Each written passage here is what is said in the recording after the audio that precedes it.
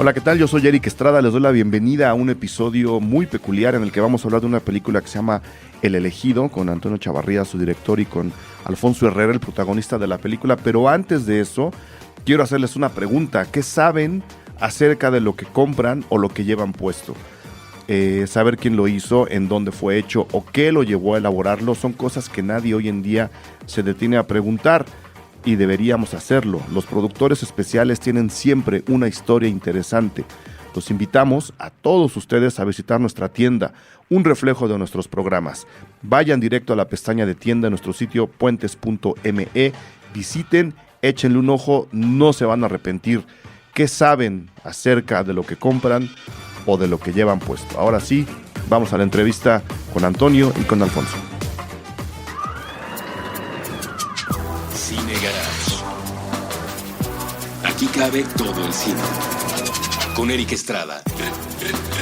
Retrovisor. Puentes.me.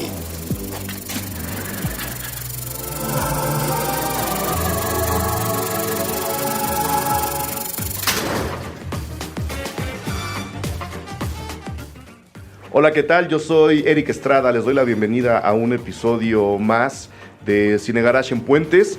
Un episodio muy especial, ya verán la serie de circunstancias que se unen para hacernos, para provocar un poco más de emoción con el estreno de una película. Siempre que una película se estrena, nos da emoción, nos gusta el cine, ¿no? Sea buena o sea mala, nos da emoción que llegue a las pantallas, pero hoy llega más allá de las pantallas y justo esa espero sea parte de la conversación de esta tarde. Y pues bueno, están ustedes cordialmente invitados a escuchar las palabras de mis invitados, que para variar, no es por nada, este programa siempre tiene invitados de lujo, tengo que presumirlo, no sé, tengo que hacerlo. Y tengo enfrente de mí al director de la película El Elegido, Antonio Chavarrías, a quien le doy la más cordial de las bienvenidas y el agradecimiento por venir a platicar a Cine Garage y a Puentes. Antonio, mil gracias por estar aquí. Gracias a vosotros por invitarme y por compartir este tiempo conmigo. Y del otro lado, al lado de él, tengo a Alfonso Herrera, protagonista de la misma película y probablemente uno de los actores más populares que tiene este país. Alfonso, mil gracias por estar con nosotros y por venir a platicar de su película. Muchas gracias por la invitación. Y pues, no sé por dónde quieran empezar a hablar del Elegido. Obviamente, en las entrevistas siempre se da la sinopsis, siempre se habla un poco del origen de la película, pero como les comentaba hace rato, armarla un poco más orgánica, creo que sería una idea más interesante, porque la sinopsis, a reserva de que la vayamos puliendo y la vayamos engordando, se puede hacer, espero no equivocarme, de una manera muy sencilla. Estamos conociendo la historia detrás del asesinato de León Trotsky y del hombre que lo ejecutó. ¿Podemos empezar por ahí? ¿Es una película histórica, Antonio? Sí, es una ficción. Hay que decir que parte de ese hecho histórico, que es el asesinato de Trotsky, por parte de un español que trabajaba a órdenes del servicio secreto soviético. Y a partir de aquí, de alguna forma, lo que intentamos es lo que no se sabe, lo que estaba detrás de ese acto, ¿no? Y de hablar de muchos personajes que también han quedado como arrinconados. A él se conoce, a Ramón Mercader se conoce porque es el hombre que mató a Trotsky, pero no se sabe nada de él. Y ya no digamos de los demás, de Silvia Aguilov, de Kotov, de Caridad del Río, que eran personajes además muy suculentos desde un punto de vista dramático, sombríos, pero atractivos también. Y de repente uno ve la película. Yo pude verla en la función especial que tuvieron en el Festival Internacional de Cine de Morelia, sala llena, ¿no? Estaba eso todo muy puesto para la película, y yo iba un poco con la idea que nos cuentes, Antonio, decir, vamos a ver una película histórica, está bien, vamos a medirla, ¿no? Es un hecho que medianamente le dan a uno en la escuela, y ya luego, viviendo especialmente en esta ciudad, pues la información llega y te enteras de mucho de lo que pasó alrededor del asesinato. Pero, Alfonso, de repente empieza la película y te encuentras en un thriller de arriba abajo. Sí, si quitas el factor histórico, pues es una película que tiene amor, que tiene traición, es una película de espías, entonces es sumamente interesante, como ya bien lo dijo Antonio, como una ficción. Ahora, la cantidad de personajes tan suculentos y tan ricos limitó mucho a Antonio a enfocarse en la historia de Ramón. Pero si tú conoces el background, por ejemplo, de la madre de Ramón Mercader, que es Caridad del Río, ese personaje te puede dar una película entera. Y pues yo te puedo decir que me siento muy afortunado de haber aterrizado en este proyecto, porque es una película atípica, especialmente por la distribución que se le va a dar, que ya más adelante hablaremos un poco más de eso. Y obviamente con un cast tan rico. Yo recuerdo cuando filmábamos en Coyoacán, donde era el set de la casa de Trotsky, pues eso parecía como una torre de Babel. Veías actores rusos, veías actores ingleses, norteamericanos, mexicanos, catalanes. Era una cosa impresionante. Que además es un poco el reflejo de la propia historia, Antonio. A mí me entusiasma mucho esta nueva vertiente que por necesidad y por lógica, ¿no? Según yo, debió ocurrir hace muchos años. Las películas se están convirtiendo en multinacionales. Ya no hay películas mexicanas, sí las hay, pero una película puramente mexicana o puramente española se va variando. Y este es el caso, es una producción multinacional que al mismo tiempo habla de un mundo, como dice Alfonso, lleno de espías y que en consecuencia también es multinacional, ¿no? Sí. Esa megaproducción. También habla de un momento en que México es una época dorada, ¿no? Yo no sé vosotros cómo lo veis los mexicanos, desde fuera se ve como una época muy, muy buena, con Cárdenas abriendo el país, claro, reorganizándolo, reivindicándolo frente a los demás con grandes creadores, pintores, escritores, y luego alimentándose además del gran reflujo de todos estos emigrantes que venían de Europa, muchos de ellos españoles, y que venían aquí, también contribuían con sus aportaciones, claro, a la cultura del país, ¿no? Y yo lo veo. Y cuando escribí el guión, lo primero que te encuentras es esa realidad. Bueno, me voy a meter en una historia que hay gente de todas las nacionalidades. Me daba un poco de miedo, te digo. Y cuando yo empecé a montar el casting y veía todas esas, digo, no sé cómo nos vamos a entender allí en México. Lo veía como una amenaza. Y luego resulta que no, que se convirtió en una de las virtudes de la película, y es que todo esto contribuyó a dar credibilidad a ese México de la época. Claro. Que había gente de todos los lugares y todos además compartiendo un espacio y compartiendo muchas veces unas ideas. En un país, en ese sentido, muy interesante, ¿no? Muy atractivo, yo imagino. Yo a veces pensaba, cuando conocí México, entendí la fascinación que despertó en Buñuel, que despertó en todos aquellos que llegaron, digo, lo entendí. Digo, entiendo que aquí se sintiesen muy bien. Además es un poco surrealista también México. Entonces entendí que se sintiesen tan bien, ¿no? Y lo valoré mucho más. ¿Cuánto tiempo tardan en escribir la historia, el guión de la película? Porque como dices, hay una parte oculta, desconocida hasta cierto punto de la historia de Ramón Mercader, que requiere de investigación histórica y que requiere de asesoría histórica, y que la historia te acaba determinando también el rumbo del guión. Totalmente. Pero a veces hay que bajar las manos y a veces hay que decir, mi guión tiene que ficcionar aquí y demás. ¿Cuánto tiempo amasaron? Me llevó años, y al principio era como muy impenetrable porque no hay... Y luego ya, sobre todo, a través de México empecé a encontrar el rastro de Ramón Mercader y de lo que sucedió. Y fui averiguando, fui buscando libros, casi todos ellos descatalogados. Por ejemplo, Siqueiros escribió, me llamaban El Coronelazo. Había el coronel Salazar, el jefe de la policía secreta mexicana, el que tenía que proteger a Trotsky, escribió un libro. Y los fui encontrando, muchos de ellos en la calle Donceles, que está lleno de librerías de viejo, y en La Lagunilla. Yo me iba a La Lagunilla a hacer búsqueda, encontré un piolet muy parecido al del asesinato de la misma época y encontré todo. ¿Es el de la película? No, porque no podríamos haber acabado allí con la carrera de Henry Goodman. Y con la mía también. Habría ido a ver Lecumberri, ya sé que ya no. Me hubieran encontrado en otro lugar. Pero entonces fueron años de investigación. Sí, yo creo que estuve 5 años fácilmente, porque nunca sabes bien el punto de arrancada, ¿no? Vas interesándote y luego llega un momento que ya es dedicación casi plena. Y la verdad es que fui afortunado al ir encontrando incluso a gente. Hablé con el nieto de Trotsky, que fue muy generoso conmigo, me estuvo explicando todas las cosas de las que yo tenía duda. Hablé con el hijo del coronel Salazar, que no conoció los ejes, pero me pudo hablar de su padre. Y luego fui encontrando documentos más personales de algunos de los personajes. De otros no, de otros sabía, como hay una cortina negra, como Silvia Aguilov, muchos de los espías soviéticos. Claro, eran espías, antes lo has dicho muy bien, eran espías y ya por principio no cuentan. Claro, no pueden dejar rastro, ¿no? No dejan rastro, exacto. Y en el hecho de que no dejan rastro, Alfonso, pues Ramón Mercader queda también como una especie de fantasma. Sabemos quién fue, sabemos qué hizo, sabemos de dónde venía, sabemos un poco cuál fue el pequeño camino, bueno, pequeño, ¿no? Pero, digamos, la ruta que recorrió para llegar hasta la casa de Trotsky en Coyoacán. Pero a la hora de construir el personaje, creo que también se necesitan hechos reales que no sé si estaban o no estaban ahí a la hora de armar tu personaje. Pues como tú ya bien dijiste, se conoce muy bien a Ramón por haber asesinado a Trotsky, pero se sabe muy poco de quién era este personaje previo a ese evento.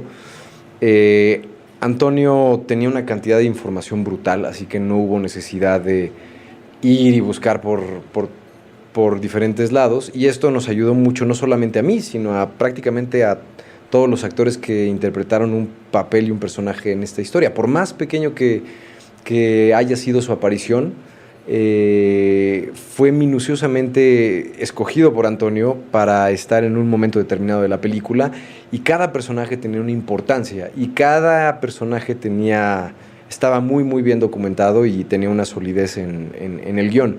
Y fue un trabajo en equipo junto con Antonio. Recuerdo que iniciamos el proceso de preproducción y de ensayos, por así decirlo, a principios de 2015. Yo en ese momento estaba filmando una serie y Antonio y yo nos escapábamos a platicar los fines de semana acerca del personaje, acerca de la película. Teníamos a una coach que nos daba réplica para poder ir leyendo cómodamente y para poder ir desmenuzando poco a poco el personaje. En muchas ocasiones, pues, y esto también te lo platicará Antonio con más a detalle, era un rompecabezas, y en este rompecabezas podías tener la pieza A y podías tener la pieza C, pero en la pieza B pues habían muchas, esa pieza no existía, entonces habían muchas posibilidades cómo atacar y cómo poder encajar estas diferentes piezas. Pero vuelvo a lo mismo, fue un trabajo sumamente arduo y el personaje tenía muchas capas.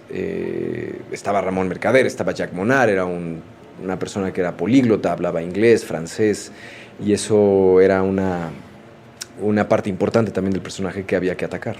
Cuéntanos de ese rompecabezas, Antonio. ¿En qué momento? Me imagino que para allá era un poco lo que decía Alfonso, espero haber entendido bien. ¿En qué momento hay que ficcionar para llenar esos huecos? ¿En qué momento hay que decir, este personaje ya no nos funciona? A ver, lo tenía fácil. Lo tenía fácil porque había muchas lagunas ahí, muchas cosas que no se sabían. Sabía el resultado, se sabe que él está que llega a Trotsky porque enamora a una de sus secretarias, a Silvia Aguilov.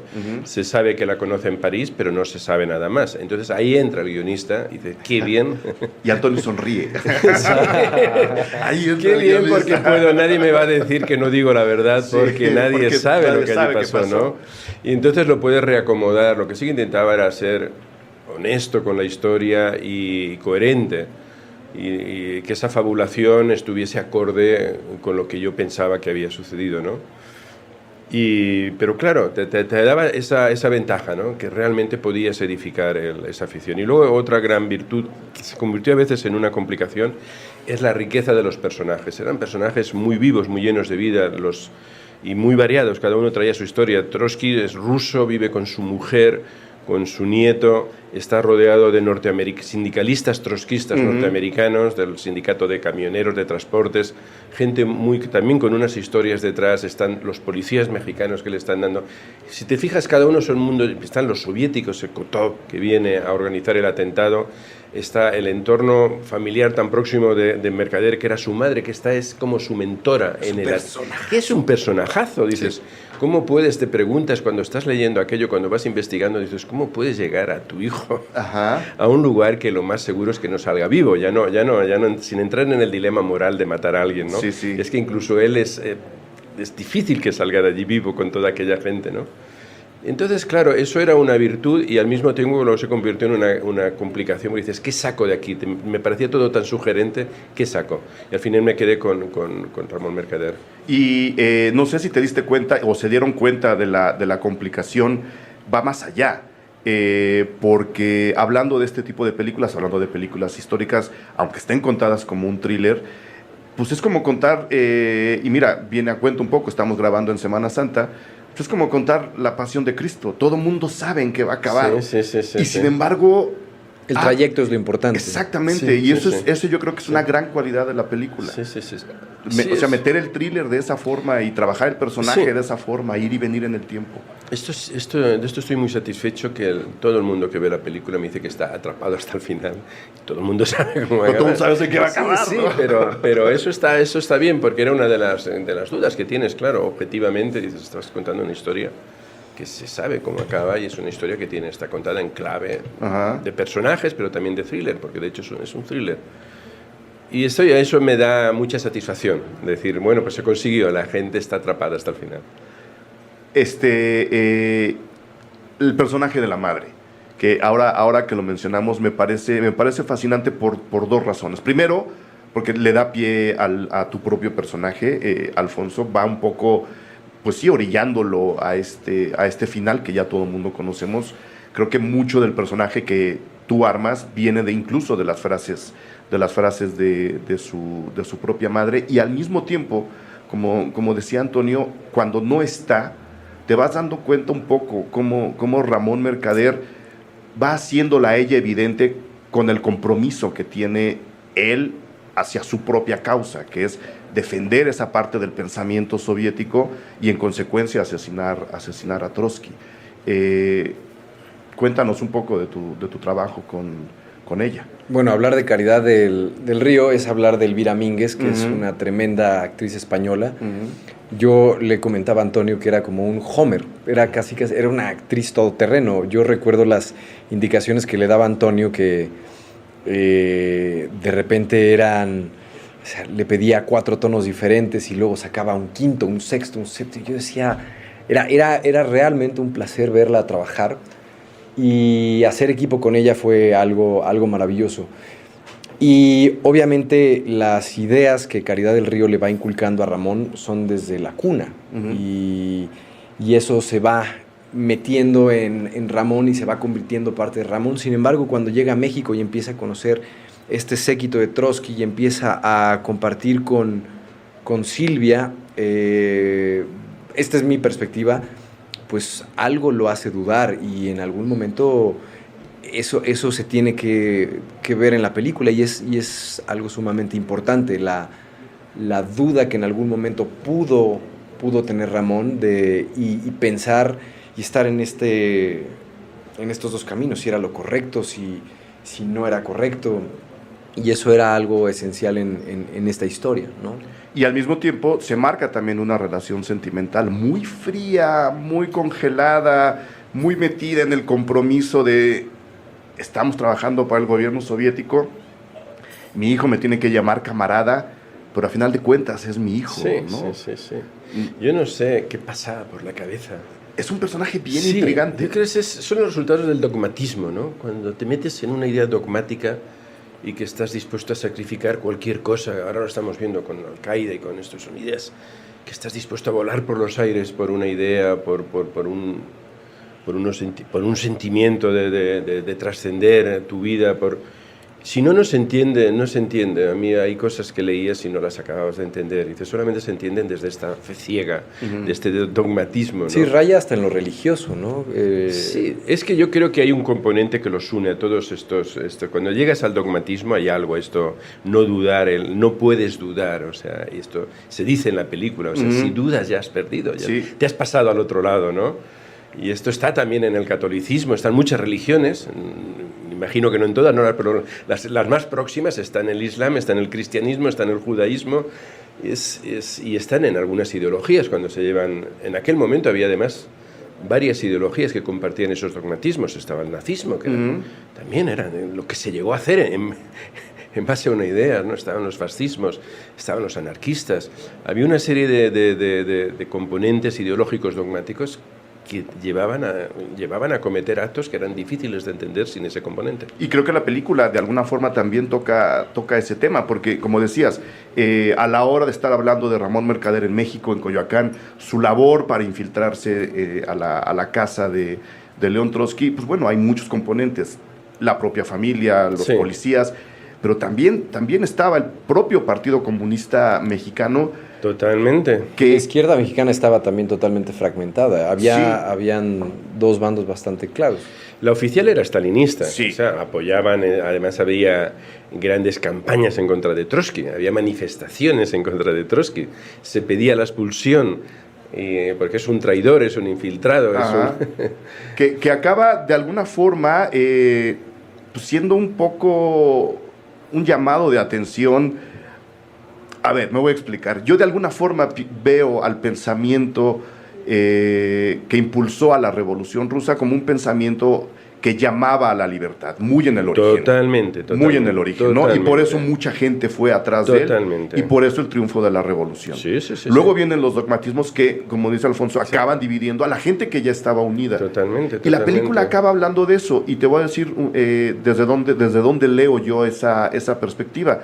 El pensamiento que Silvia, la chica a la que conquista Ramón Mercader, que Hannah Murray lo hace... Increíble. Ya era fan de ella, ahora más, ¿no? Ella también es de un pensamiento de izquierda, ella también es de un pensamiento libertario, pero ella sí está dispuesta a sentarse y a dialogar. Sí. En cambio, la madre de Ramón no. Entonces, creo que la película tiene, además, esa lectura de decir, señores, el pensamiento que llama a la libertad está dividido, ¿por qué no podemos sentarnos a platicar? Y no sé si lo tenías como una finalidad. Es la tragedia un poco de la izquierda, ¿eh? Es que si dices, no, es la tragedia de la izquierda, que es muy difícil permanecer unida y fiel y también explica la figura de Trotsky, la incomodidad. Trotsky era un personaje muy incómodo, había recorrido media Europa, nadie lo era, un apestado. Y de alguna forma era un testigo de lo que pudo ser la revolución, era un reclamo del origen de la revolución. Claro. La revolución rusa en sus inicios fue muy plural, allí no solamente estaban los bolcheviques, allí habían socialistas, había anarquistas, había todos los losistas que queramos, los podemos meter allí, que estaban en contra de un sistema totalitario como era el zarismo, profundamente injusto. Pero llegar al poder y es cuando es como hay algo pasa ahí en la cabeza de la gente. Algo se tuerce. Algo se tuerce y de pronto se empiezan a traicionar los principios más básicos que habían dado pie a esa revolución. Es muy triste. Yo cuando me iba documentando también me daba una gran tristeza porque aquí en México encontré libros escritos por comunistas españoles que de pronto se habían como descubierto a la Unión Soviética la faceta oscura, ¿no? De en qué había caído la Revolución Rusa, ¿no? Y veías toda esta gente que sale en la película, de alguna forma es el republicano con el que se encuentra, que no diré lo que le pasa. No diremos. Pero sin estropeos, por favor. Pero es dices, sigo siendo comunista, pero el comunismo no es eso que hay ahí. El comunismo es tolerancia, es una abertura, es transformar para algo bueno, es libertad, ¿no? Es otro concepto. Pero eso se acaba muy rápido. Y a pesar de que Stalin Stalin también es un personaje sumamente fuerte en la película y es como esta imagen divina que no está físicamente ahí, pero que está moviendo los hilos desde Moscú. Desde su silla. Sí, cómodamente desde su silla. Y por el otro lado tú ves, y a mí me llama mucho la atención, y esto lo digo como espectador, y qué interesante que tocaste ese tema de la diferencia entre Caridad, una mujer que simplemente actúa sin dudar y que obviamente invita a Ramón a hacerlo de la misma forma, y por otro lado está esta otra cara, que es el séquito de Trotsky, que eran personas que se sentaban a la mesa, que compartían, que discutían. Eran, o sea, sin ponerle un juicio, pero eran mundos totalmente diferentes y eran acercamientos totalmente distintos, ¿no? Y ahora, qué bueno que lo mencionas, porque esa era mi siguiente pregunta. Caridad llama a su hijo a la causa, tú ahora como actor que encarnó a Ramón Mercader, ¿lo llama a la causa o lo sacrifica a la causa? Porque, y esto no es un estropeo, todo el mundo sabemos en qué acaba la historia, ¿no? Me gustaría saber la opinión de los dos. Mira, porque la película nos deja un poco ese pequeño limbo entre lo que te mencionaba, el llamado fraterno y el de la convicción. Existen pequeñas pistas. Ayer Antonio me comentaba algo con respecto a cuando Ramón Mercader acaba en la cárcel en Lecumberri, y esto también te lo podrá comentar un poco más Antonio, pero me llamó mucho la atención. Ambos fueron condecorados, tanto Ramón fue condecorado por el gobierno ruso y Caridad Mercader también fue así. Y gran parte de los republicanos que se encontraban en España, en Rusia, en Rusia, juzgaban y criticaban mucho el hecho de que Caridad portaba esa medalla por todos lados con muchísimo orgullo. Con mucho orgullo. Y muchos criticaban esa postura porque decían, claro, tú llevas esa medalla, pero por otro lado tu hijo se está pudriendo en una cárcel en México. Entonces, y en Lecumberri, además, ¿no? Que no era cualquier cárcel. Al final de cuentas... en aquellos años. Al final de cuentas, eso es una pista que cada quien puede opinar y puede tener una opinión al respecto. Pero sí, definitivamente Caridad estaba muy comprometida con la causa y yo considero y creo, no sé si Antonio pueda ahondar más en esto, pero yo creo que ella estaba y tenía muchas ganas de hacerse notar en la Unión Soviética y con en esta facción. Hay una luz de ego en ese actuar. Yo creo que era una ególatra muy peligrosa. Y tenía ese deslumbre por realmente trascender su papel en la historia, ¿no? Por tener ese hueco en la historia. Y yo creo que ella debía ser muy consciente de que seguramente llevaba a su hijo al sacrificio. Porque yo he estado, por supuesto, en la casa de Trotsky, he leído mucho, y dice, deberían ser muy conscientes que tenían muy pocas. De hecho, a Ramón Mercader lo salva Trotsky. Sí. No habría salido vivo de allí. Hay muchos testimonios, además. La película lo refleja tal y como está. Y es Trotsky que dice, no lo matéis. Tiene una historia que contar, ¿no? Ella debería saber. O sea, tenía, como dicen en España, el culo pelado de situaciones así. Sabía con quién se las estaba jugando, ¿no? Claro. Los secretarios de Trotsky, que los guardaespaldas, era una gente muy curtida y también dispuesta a todo por defender y este hombre llega allí de la forma en que lo mandó y dice, no va a salir vivo. A una fortaleza, ¿no? Sí, a una fortaleza, es entrar y hacer algo así. Entonces esta mujer, esa egolatría, ese dogmatismo, ese fanatismo, pero sobre todo esa egolatría de trascender, de tener un lugar en la historia, yo creo que es lo que le lleva en definitiva a no importarle que sea su hijo la pieza que está sacrificando. Pues bueno, ahí están las primeras consideraciones sobre el elegido. Déjenme hacer la pausa de este episodio para que entren nuestros amabilísimos patrocinadores y ahora venimos con la segunda parte de la plática.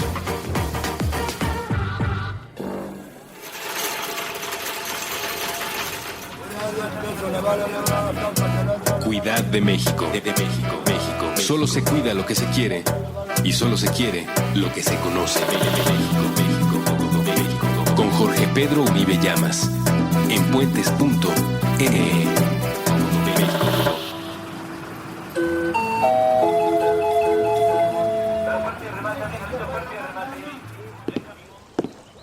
Nunca se cruza el mismo puente dos veces. Núcleo distante. Canciones, personas y discusiones. Con Ulises Allís y David Aguilar. Todos los viernes a las 4 de la tarde. A través de Puentes.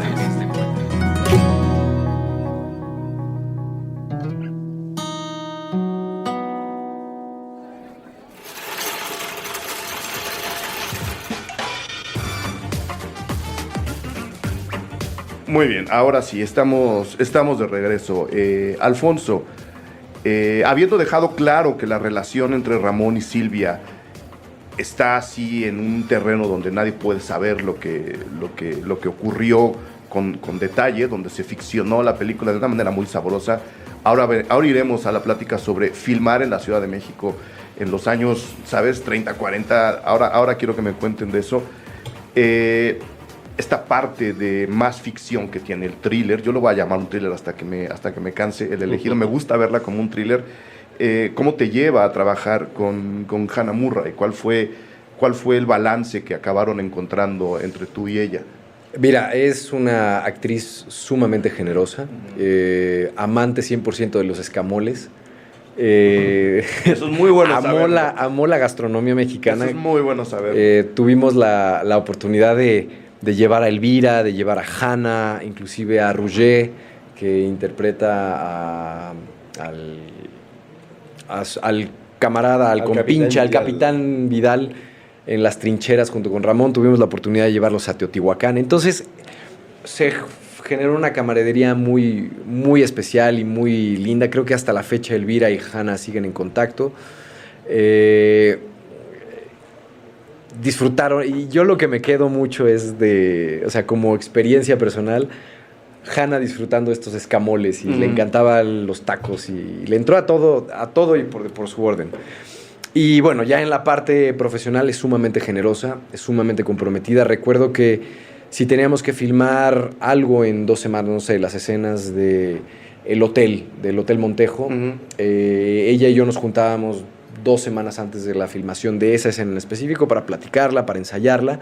Y también con Antonio llegábamos 1 hora antes al set para platicar acerca de los movimientos, el trazo, cómo íbamos a atacar la escena, y eso servía mucho para capitalizar el tiempo, especialmente por la cantidad de escenas que tienes que llevar. Entonces claro, era mucho más fácil atacarlo de esa forma, ya que en el set pues ya teníamos claros cuáles eran los movimientos, las posibilidades, y además, cuando ya teníamos la escena o cuando ya teníamos ciertos... cuando ya habíamos llegado a un acuerdo, tratábamos de darle la vuelta y tratábamos de volver a desarmar la escena y encontrar cosas nuevas. Y Hannah estaba muy abierto a eso, a jugar, a hacer equipo.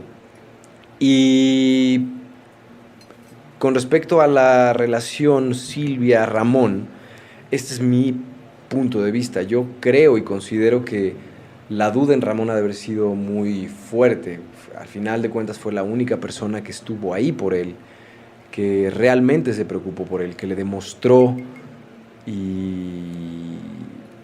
cierto cariño. Yo era un cariño que no estaba condicionado, como era el cariño de la madre, que definitivamente era otra cosa totalmente diferente. Pero disfruté mucho hacer equipo con Hannah, con Elvira, con Henry, a pesar de que tuve pocas escenas con él, y específicamente la escena del asesinato. no la más jovial, digamos. Él estaba muy... receloso contigo.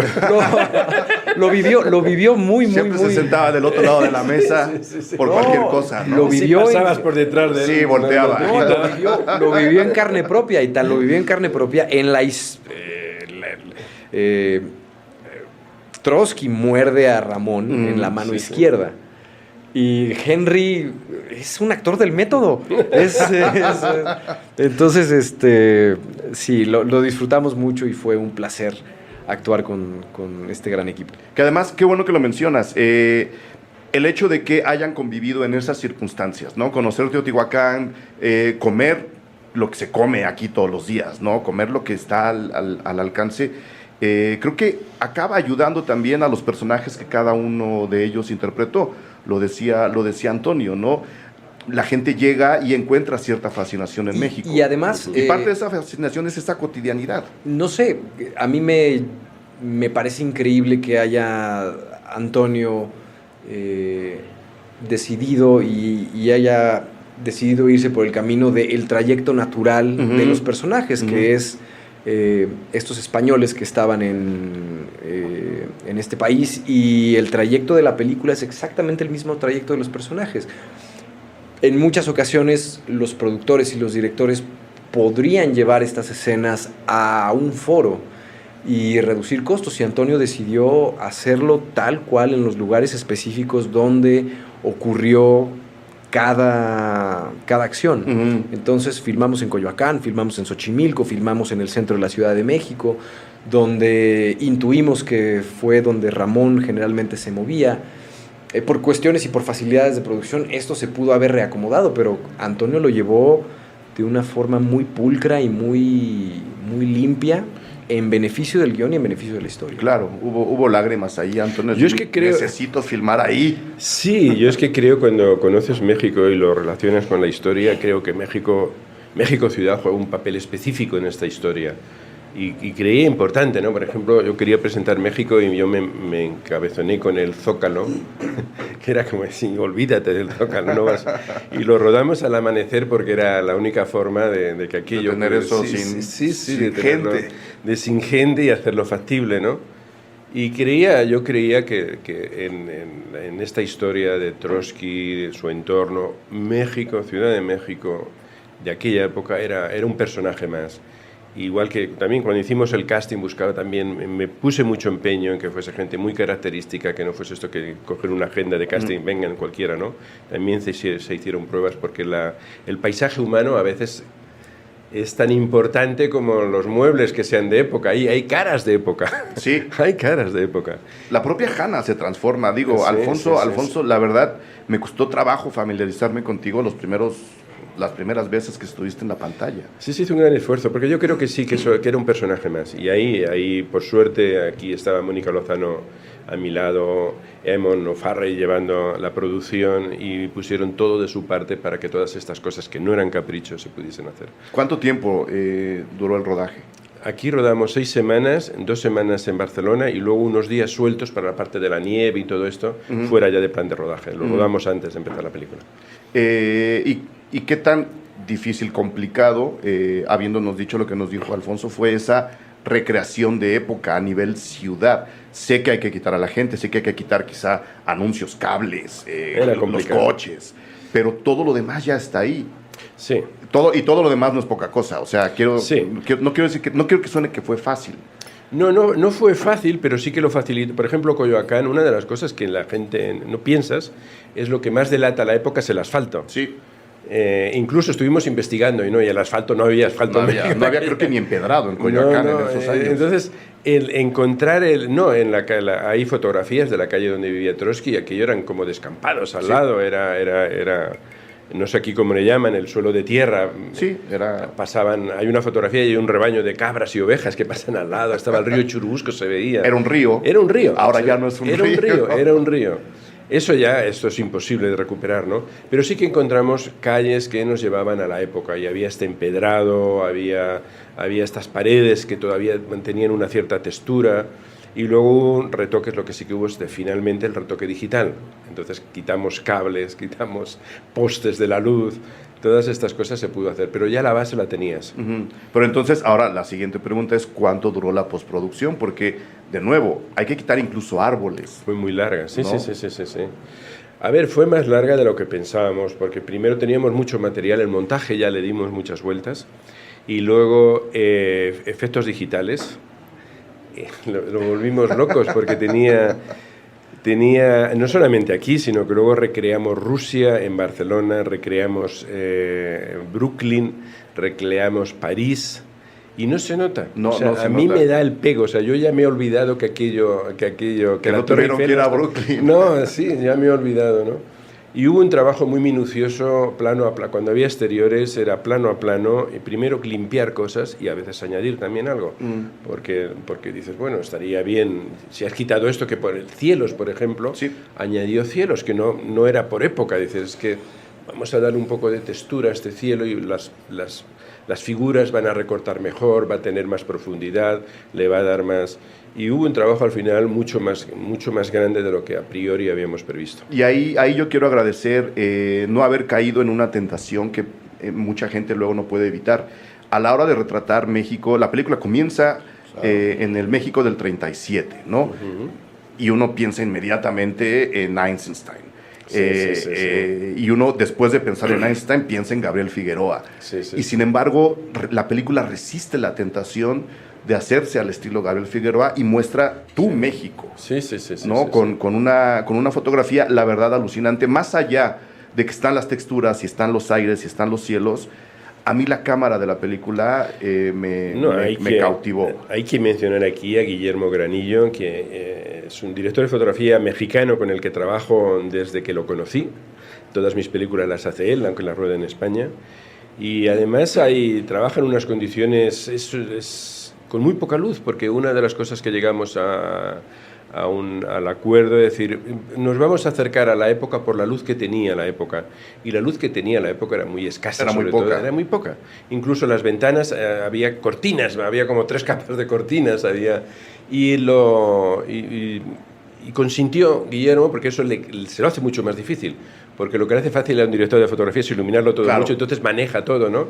Entonces trabajaba en unas condiciones autoimpuestas, adversas, y yo creo que de ahí he sacado también la fuerza de la fotografía, que para mí la fotografía es maravillosa. Sí. Hay una escena, no sé si tú la recuerdas, que bueno, ya las personas que muy amablemente nos están escuchando ya la podrán ver, pero hay una escena que a mí me encanta y que demuestra el gran equipo que se formó. Hay una escena donde está caminando Ramón en una vecindad y es una caminata sumamente larga donde se topa con un personaje sumamente importante que ya más adelante lo sabrán, y todo el decorado y todo el arte funciona en beneficio de la película, pero al mismo tiempo el arte tiene cierta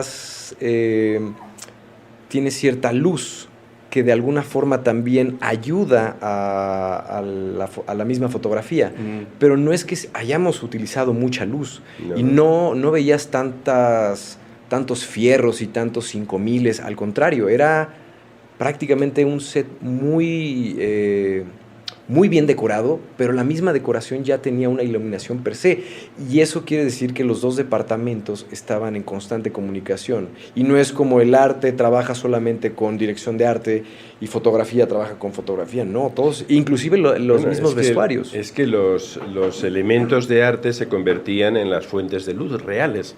Entonces, claro, el director de arte no puede poner cualquier lámpara, teníamos que consensuar, sobre todo con Guillermo, qué altura, qué tipo de luz va a dar, si tiene flecos, no tiene flecos, si es arriba. Entonces iban negociando constantemente, y arte se convertía en allí le llaman eléctrico en España, en el que pone las luces. No me dejarás mentir, Antonio, pero yo recuerdo que había una parte donde había era como una jarra de barro donde estaban calentando atole. Sí.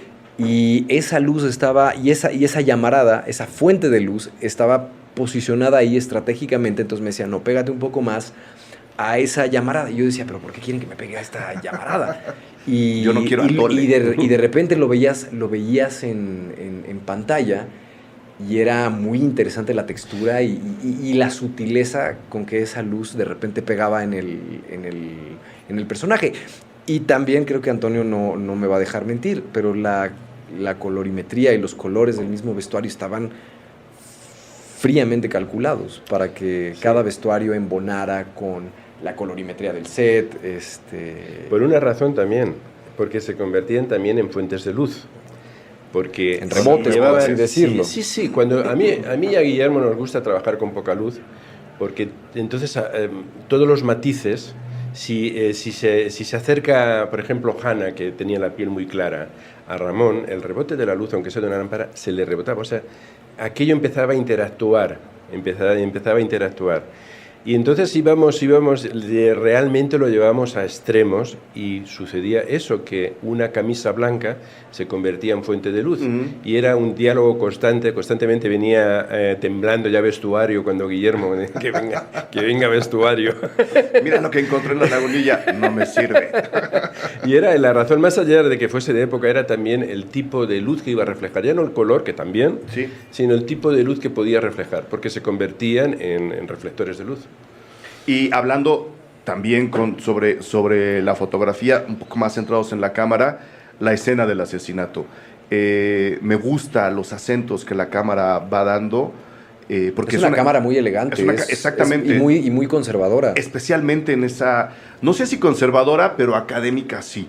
Es decir, cuando tiene que generar tensión, hay un slow muy lento hacia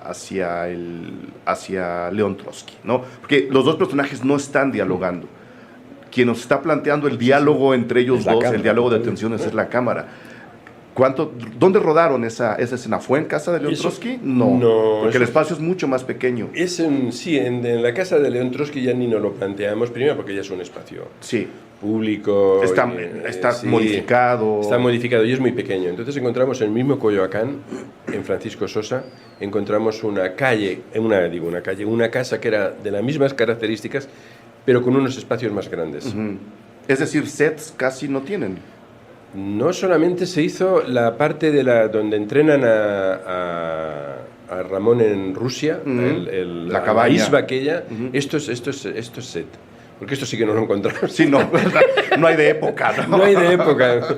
En España las construcciones rusas no abundan. Todo lo demás te diré que está rodado en interiores naturales, trabajados, pero... Y la cámara, has dicho, es académica, pero parece que es como muy académica y hay planos, por ejemplo, en el asesinato hay planos muy insólitos, muy brillantes, todo mérito de Guillermo Granillo, que colocaba la cámara cuando tú estás dando la vuelta por detrás, Ajá. la cámara se queda aquí debajo. Sí. Y entonces pasa la atención de Ramón Con el foco. con el foco y ahí hay un juego de complicidades, de mutuas desconfianzas, Sí. y que está muy bien alimentado por este juego. Yo incluso podría decir, especialmente por esa cámara, especialmente por ese juego de foco, que ahí Trotsky está diciendo, ok, me van a matar, no puedo hacer nada. Es que él no sabía que iba a ser. Él sabía que lo iban a matar hace Él 20 sabía años, que lo ¿no? mataban, Pero, él sabía, pero sabía. esa era la noche, ¿no? Esa era la noche. Y esa tensión generada por la cámara. Cuando está Ramón en la parte de atrás es un plano sumamente abierto. Sí. Sí. Y la respuesta de la gente... o sea, Yo recuerdo al cine en silencio, El cuadro cataliza la misma expectativa y la Sí. tensión, porque es una cámara, es como un espectador que está inmóvil y realmente yo me acuerdo cuando hace poquito vi la película en San Diego y escuchaba las reacciones de todos, porque es como un cuadro que se congela durante 7, 8 segundos más o menos. Ujú. Y tú escuchabas a alguien que decía, "Oh, oh", porque todo puede pasar. Claro. Todo puede pasar en esos 7, 8 segundos. Entonces, a mí me encantó esa parte y cómo la resolvió Memo y cómo la resolvió Antonio.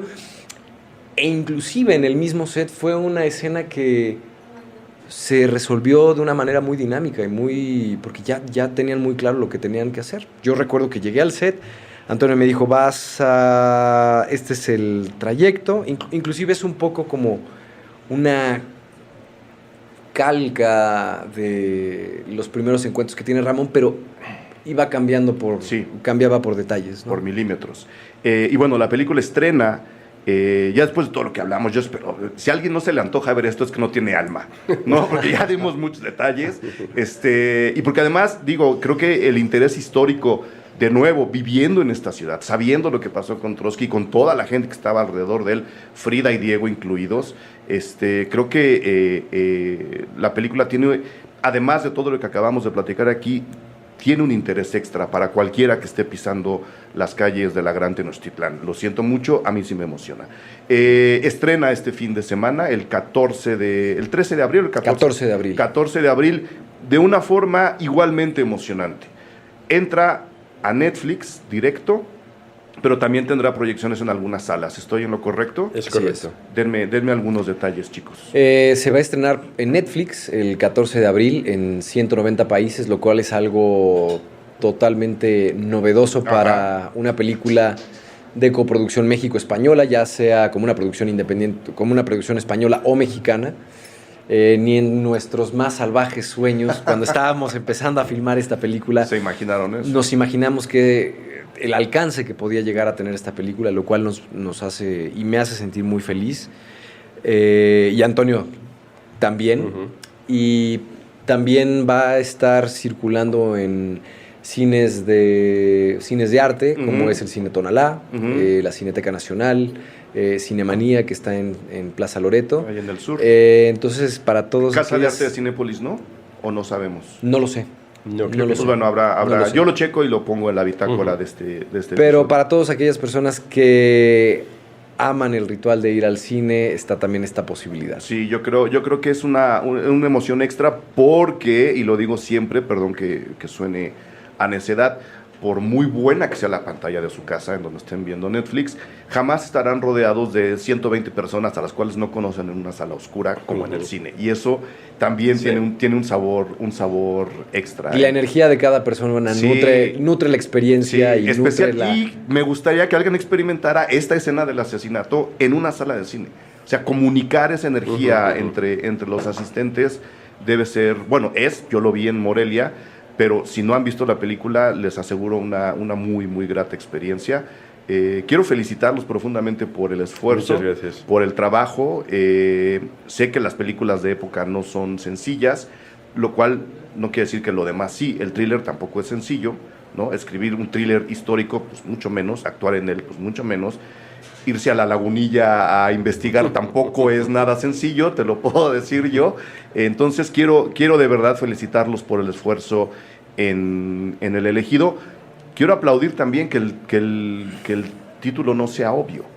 O sea, que el título no sea La historia del asesino de León Trotsky. Sí. Como seguramente en algún momento alguien te lo pidió. Sí, había presiones. El asesinato de Trotsky. Como mataron a Trotsky. Presiones que luego, ahora, espero, se verán ya desproporcionadas, ¿no? La gente sabe lo que ve y el título habla a favor de la película. Entonces quiero también aplaudir ese esfuerzo. Muchas gracias. No sé si tengan algo que agregar sobre la película, sobre el estreno, algún dato extra. Pues que no se la pierdan, ya sea por Netflix el 14 de abril, sin importar cuál sea tu posición geográfica, eso ya... Y también aplaudo mucho el no estar temblando por tener 80 copias y que de repente el exhibidor de buenas a primeras te diga, no, pues... te quite. Entonces, lo agradezco enormemente porque le da mucha vida a esta película y esperemos que sea una larga vida. Sí, es una experiencia nueva, insólita y de la que hace muy poco tiempo ni se nos pasaba por la cabeza. Y ahora, en un principio, a mí como director, que voy a las salas y me gusta la sala, te parece como raro, luego ves la gran virtud, dices, jamás habrías llegado a 190 países y la gente que va a ver esta película es inimaginablemente superior a la que habría ido a las salas convencionales, ¿no? Entonces, lo cual debe agregar nervio, ¿no? Sí, ahora lo que estoy es... Bueno, estoy viviendo esto con curiosidad y con la expectativa de a ver dónde lleva. Ya no solamente con la película en general, porque están cambiando las reglas del juego, digamos, ¿no? Estoy seguro que el cine como cine va a sobrevivir, igual que sobrevivió la televisión, que decía, ha salido de la televisión, desapareció. Y los libros también, y los libros y todo. No, sigue, se seguirán editando libros en papel. Pero sí que ves con curiosidad esto a dónde nos lleva, porque de pronto además una cosa buena es que democratiza el cine.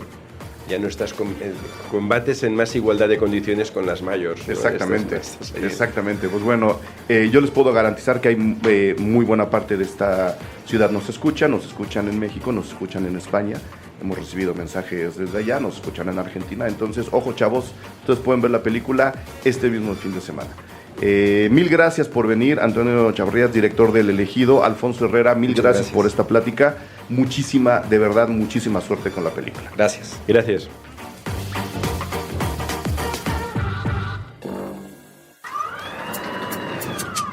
Cine Garage. Aquí cabe todo el cine. Con Eric Estrada. Retrovisor. Puentes.me